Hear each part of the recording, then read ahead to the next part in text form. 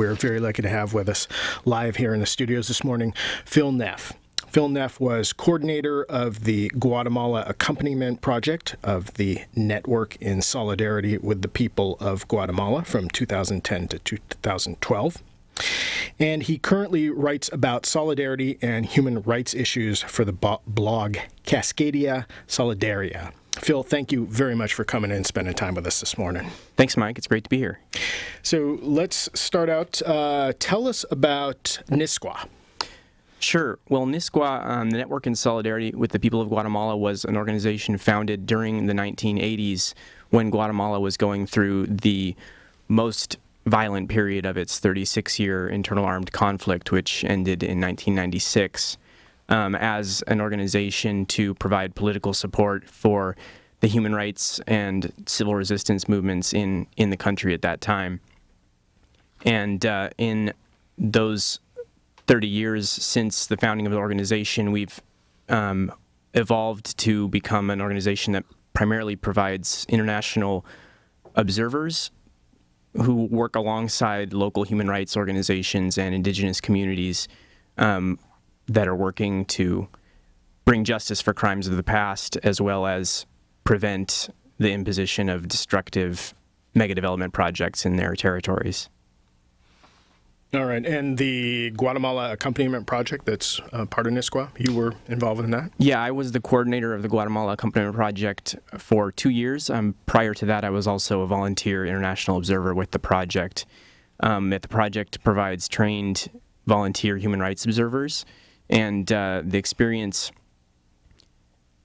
involves basically living and working and traveling alongside Guatemalan human rights activists who are either facing threats or at risk of threats for the work that they are undertaking on behalf of human rights. And is this service that NISGUA is providing, is that still needed as much today as ever? Unfortunately, our counterparts in Guatemala tell us that it is.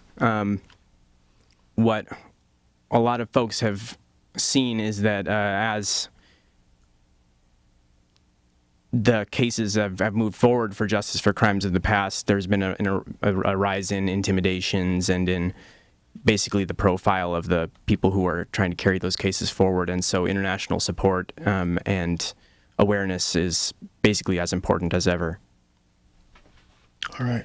Well, just recently, in the last couple of weeks, I believe, one of those cases of crimes in the past has at least made the corporate media, which is the trial of former General Rios Montt. Can you talk about that? Yes, this case is the result of more than 12 years of work by an organization called the Association for Justice and Reconciliation, which was founded by survivors of the Guatemalan Genocide, which occurred during the early 1980s.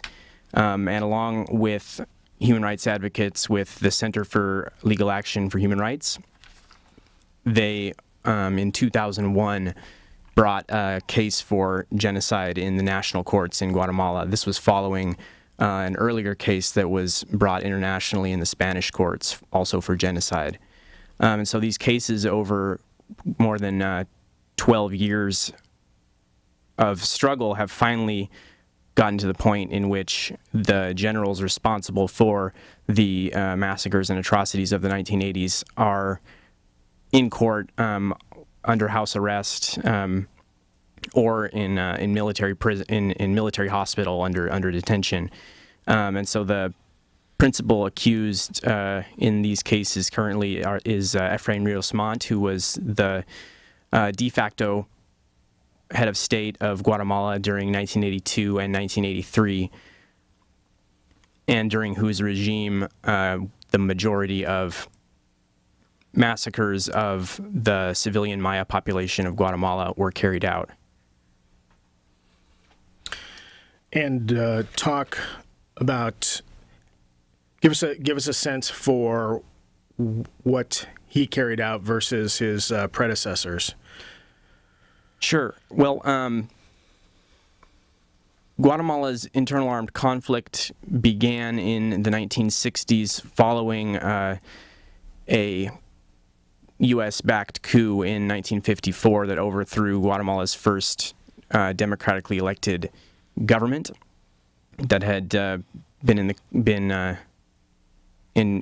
country from 1944 to 1954, and as a result of the coup that overthrew democratic governments, there was a armed resistance movement, left-wing guerrilla movement that sprung up in the 60s, and by the late 70s had transferred to the majority indigenous areas of the country, and basically in fear that the left-wing movement would find support amongst the Maya population of the country, which is the majority of Guatemala's population, the military under the regime of General Lucas Garcia, who preceded Rios Montt, initiated a campaign of scorched earth, which involved massacres of indigenous villages, which were seen as a potential support base for the guerrilla. And so what has come out through the evidence submitted in the genocide trials and through research of academics and community members involved in historical memory projects is that the government basically made a tactical decision to try to eliminate the support base of the guerrilla by carrying out mass terror against the civilian population. One way that this was expressed in public by figures like Rios Montt, and this is being used as evidence in the trial, is that they said the people are the sea in which the guerrilla swim. So if you can't catch the guerrilla, if you can't catch the fish, you have to drain the sea. So that understanding of counterinsurgency tactics is basically what led the Guatemalan military to identify the civilian and indigenous population as a whole as an internal enemy and as a potential threat to the nation. And the result of that was more than 600 individual massacres, more than 400 communities completely razed, 1 million people internally displaced, hundreds of thousands of refugees, and between 200,000 and 250,000 people killed during 36 years of internal armed conflict. And the most intense period of that was from 1980 to 1983 during the regimes of Lucas Garcia and Rios Montt. And so the survivors of the genocide in the early 2000s began legal cases against the military high commands of both of those regimes. The case against the Lucas Garcia regime has not moved forward because Lucas Garcia himself is actually deceased. And so the focus has been on the Rios Montt regime, which was in charge of the country between March of 1982 and August of 1983. And during that period, the country saw the most intense violence, particularly in rural indigenous regions of the country. And they had the support of the U.S. at the time? Well, military aid to Guatemala had been restricted under the Carter administration due to human rights concerns.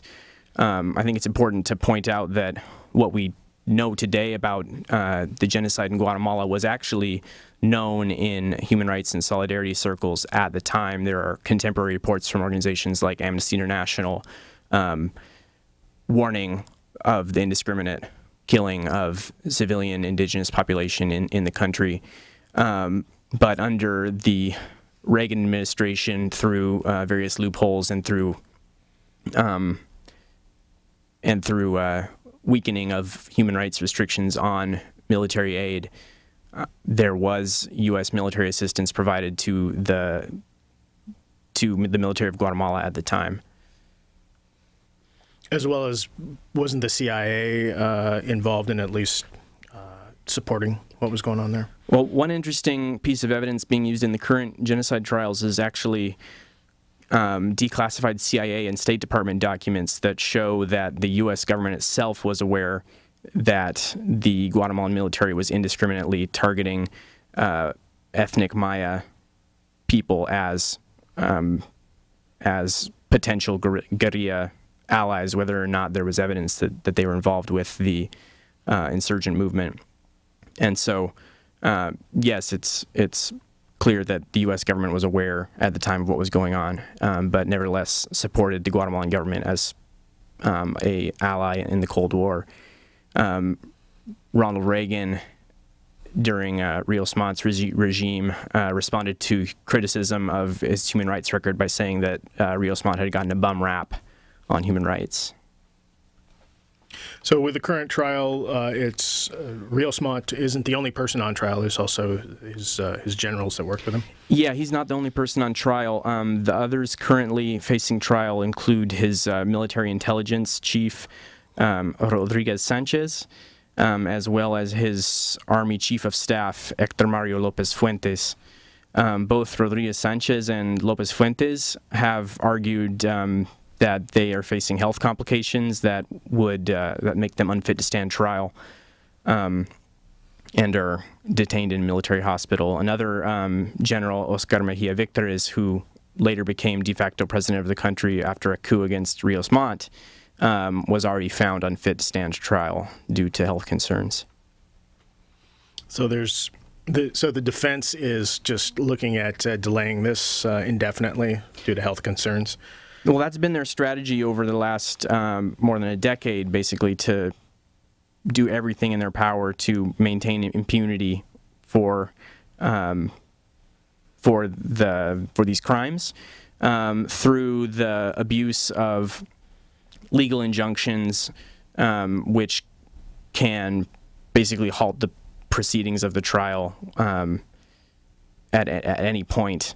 And they've just in the last year used, I think, between 70 and 90 different legal injunctions to try to halt the trial, arguing, for example, that that the generals should be given amnesty for the crimes of which they're accused. Guatemala has an amnesty law that was put in place following the internal armed conflict, but it specifically excludes crimes against humanity and genocide from amnesty. And are Rios Montt and the other three do you anticipate that the trial will be expanded beyond them? Are they just the starting point?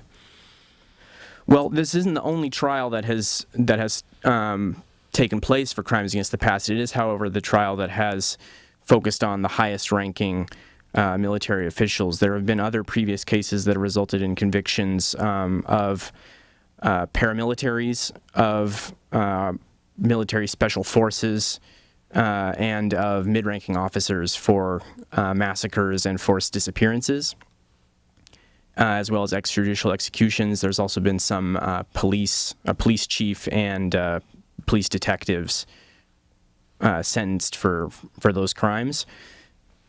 I don't know what the future legal strategy is for the survivors of genocide and their advocates, but certainly right now the plan is to focus on the case of Rios Montt as a historic precedent-setting case in Guatemala. And I think it's really hard to understate the potential significance of this case. During Rios Montt's regime, he was the absolute power in Guatemala, and although today he argues that he was not aware of the massacres that were occurring at the time and that he did not have that command responsibility over troops in the field, his lawyers have attempted to place the blame on field commanders or on the guerrilla itself. I think it's important to point out that a UN Truth Commission found that 93% of human rights abuses committed during Guatemala's 36-year armed conflict were committed by the Guatemalan state and its allies. And so Rios Montt, during the time he was in power, was the absolute authority in Guatemala. He said in an interview that's also being used as evidence in the trial, "If I don't control the army, what good am I?" And he instituted a policy not only of massacres, but of paramilitarization of the entire adult male population of the countryside. So people were forced to participate in self-defense patrols to seek out their own community members who were hiding in refuge in the mountains or in the forests, who were basically forced to carry out massacres against their own neighbors. They also carried out a broader campaign of population control, which was an integral part of what constitutes genocide, including concentrating the rural indigenous population in model villages, which were modeled after the U.S. strategic hamlet strategy in Vietnam, in which the population was concentrated in small communities under complete military control, where they were forced every day to participate in re-education. I don't know what to call it, in forced indoctrination by the military, where use of indigenous languages and religious customs was prohibited. They were forced into labor on behalf of the military. Children of indigenous communities were taken from their communities and adopted out to both military families and internationally. And so really beyond the horrific nature of the scorched earth massacres themselves, in which communities in their entirety were destroyed, homes, crops, animals, men, women, and children, there was a much more, I think, a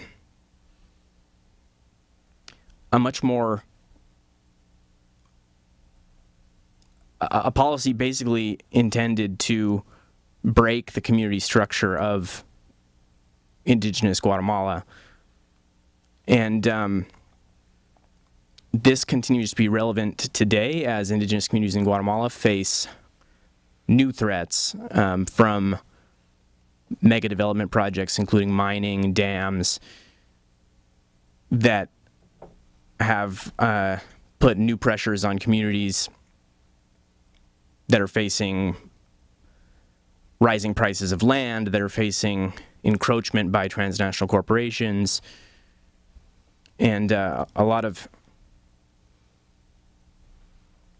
threats that they see as directly related to the experience suffered during the 1980s. You did a talk a week ago, this last Thursday night at University of Washington, and you had pointed out in that also in addition to, at the same time that Rios Montt was doing these horrendous genocide program, there was massive amounts of money coming in for investments. So that seems to tie into what you were just saying to current day, that outside investments seem to be driving the basically the genocide there. Yeah, I don't know if we can say that it was driving the genocide. There certainly is a correlation in the early 80s between the highest phase of violence and when money from international financial institutions such as the World Bank began to come into Guatemala in a really big way. And the archetypal example of this is the Chicxoy Dam, which is an infamous project which was associated with a series of massacres in communities which were opposed to the construction of the dam in their region. And a number of communities were massacred or displaced by the flooding caused by that dam, which continues to be the largest dam in Guatemala, and it received millions of dollars in funding from the World Bank. Meanwhile, the communities nearest to the dam that were most affected by its construction still 30 years later have not received reparations. They don't even have electricity.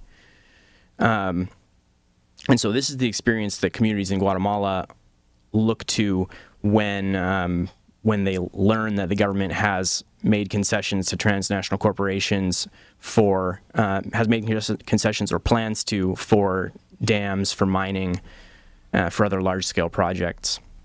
There was a community that I worked in where the government is planning to build a dam called the Shalala Dam, which would be Guatemala's second largest hydroelectric dam. And the communities that would be affected have not been consulted. They have not really had any direct attempt by the government to consult with them, which is a internationally guaranteed right of indigenous peoples under the ILO Convention number 169 to be consulted about projects that would affect their territory and livelihood. And so what communities in Guatemala have done in the absence of government consultation is to carry out their own processes of community referendums from the bottom up through their local municipal governments. And so in the region that would be affected by the Shalala Dam in 2007, a community referendum resulted in overwhelming rejection of the dam project. But what the Guatemalan courts have said is that these kinds of community referendums are legal. They are fulfilling every letter of the law, but they're non-binding. So you can do whatever you want, but we don't have to listen to you. And so what communities are struggling for now, and there have been more than 60 of these consultations across Guatemala with more than 1 million people participating, and every single one has resulted in near unanimous rejection of mining projects, of dams, of oil exploitation that communities have not been consulted about. And so the struggle now is to ensure that those consultations and the will of the local communities is respected. But that is a struggle that provokes probably the greatest threats faced today by indigenous communities and environmental and indigenous rights activists in Guatemala.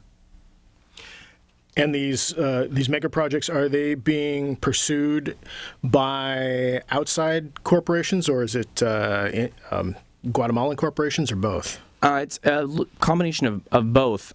Probably the bulk of the capital is coming from transnational corporations. In the case of mining, U.S. and Canadian companies are the vast majority.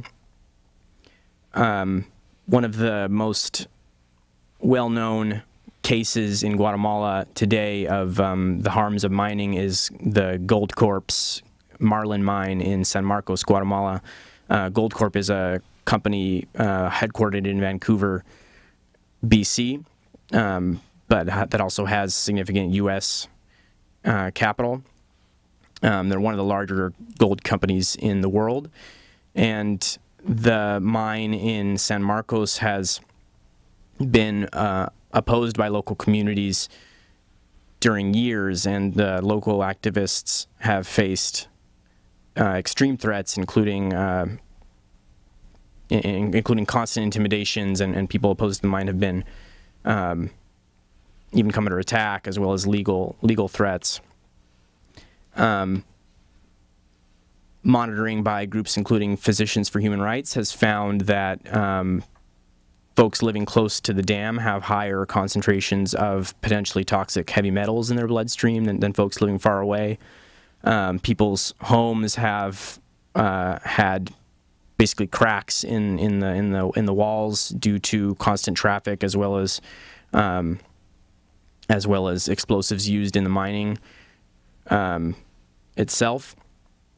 And what has been seen basically not only across the hemisphere but across the globe is that extractive industries like mining and oil development, as well as hydroelectric dams, which are, I think, perceived in, at least here, as a clean alternative, that they don't bring development to local communities. In fact, they bring a lot of harm and destruction.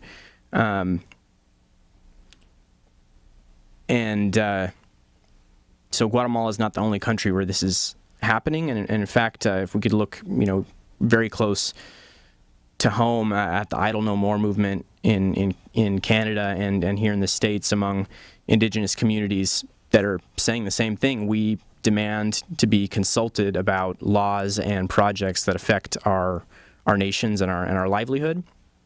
Some of the cases that are occurring in the greater Cascadian region include the pipelines in northern BC. I believe the Enbridge pipeline is the most well-known of those that is opposed by local Indigenous communities.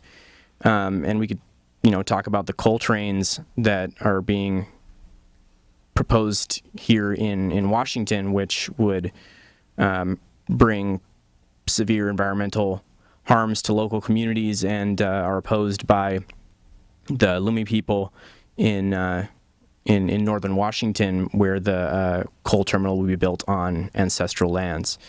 So these broader issues of extractive industry and resource development in Indigenous communities go beyond Guatemala. So that's actually a great illustration. If I know a lot of listeners are very opposed and upset about the proposed coal trains through Washington and here locally, and how much they'll impact things. And if people can just imagine that there are numerous projects like that taking place in other countries like Guatemala, where the people there are opposing those too, it seems to be a good example.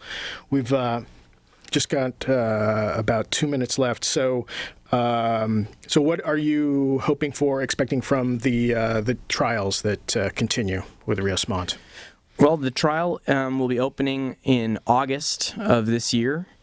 So that, assuming that all goes as has been ordered by the courts currently.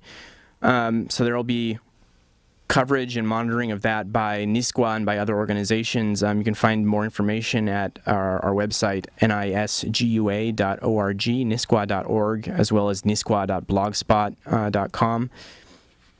And this is a time that international support is really, as I said earlier, key. It didn't mention it actually, but Guatemala's current president, Otto Perez Molina, served as a field commander in the Ixil region of Guatemala, where the genocide case is focused. He oversaw those population control